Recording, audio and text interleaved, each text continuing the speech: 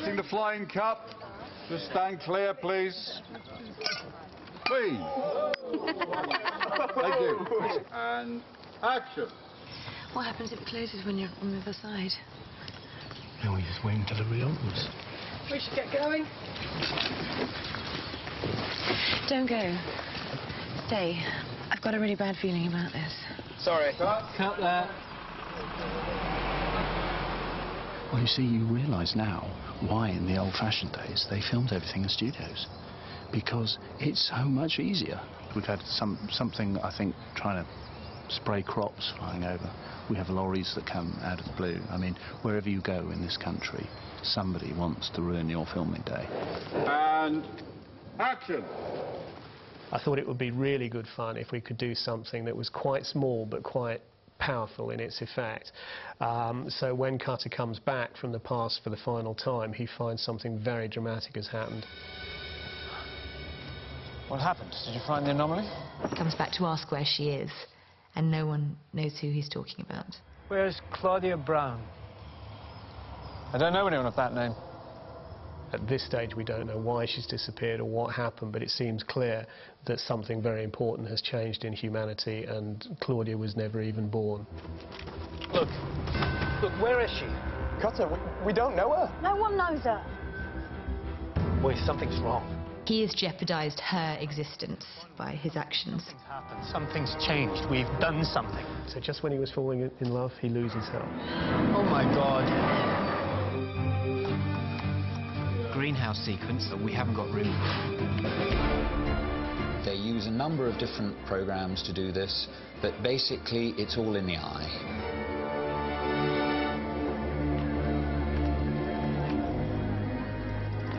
Travelling through time was a big CGI challenge. The original concept of the anomaly was simply something whereby creatures came from the past into the present. And we never had a strong visual design in mind. When I described it in the script, I described it as shimmering in the air. But what Tim and the designers came up with was something I think really rather mystical and rather beautiful. It's kind of almost like a decoration. It doesn't appear with a crackle of lightning, and therefore everyone in the entire vicinity goes, what the hell's that? The other world is fragmented. The doorway to it is fragmented over to a three-dimensional space that is the anomaly, and as you step through it, you start off with small shards of the other world until eventually you come to large, jagged fragments, and then finally you're through into the other world.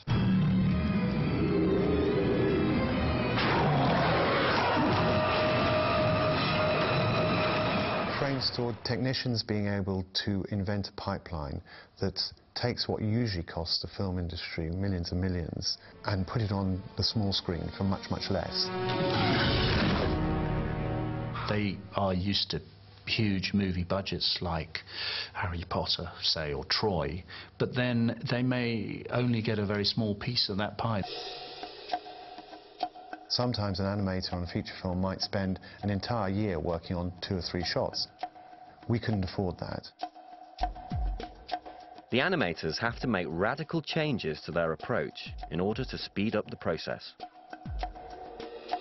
To allow the animators to work quickly, we're using a very simplified version of the model, but we're asking the director to use his or her imagination and imagine what the animation will be like when it's on the finished model.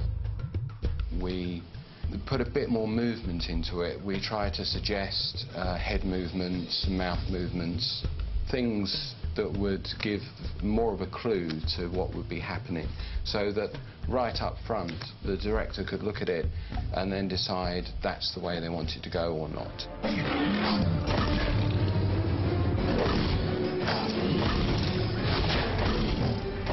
The animation process works through a number of loops until the directors and the animators are happy, or, as more common the case, when they give up fighting each other, and we have an animation that we all agree is the right one. After the animation is approved, the final stage is compositing. Compositing means the combination of the computer-generated images on the one hand and the live-action images of the actors and the backgrounds on the other. and it takes up maybe half the time and half the budget. The artists who do this, the compositors as we call them, really have to know what they're doing. They use a number of different programs to do this, but basically it's all in the eye.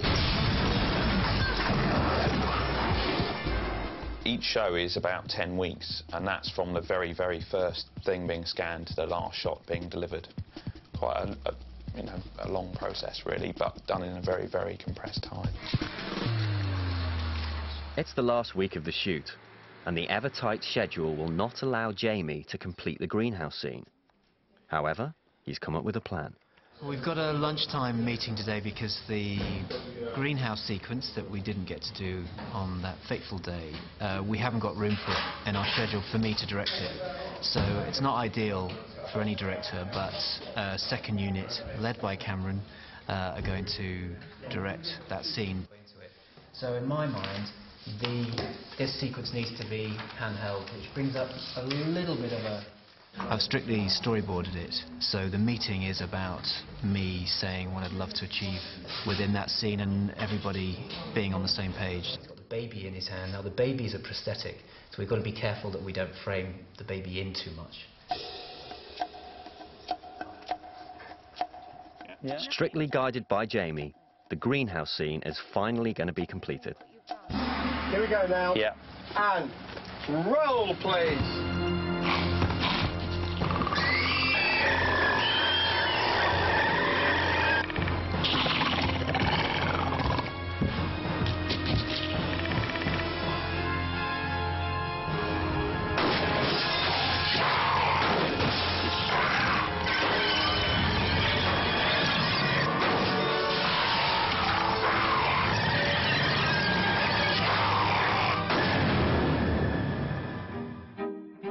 And that is a wrap. Thank you very much. Maybe the next series they might find me some more clothes to wear, I don't know. I think that the characters of Lester and Helen are incredibly similar. Lester and Helen could be an interesting, disturbing union.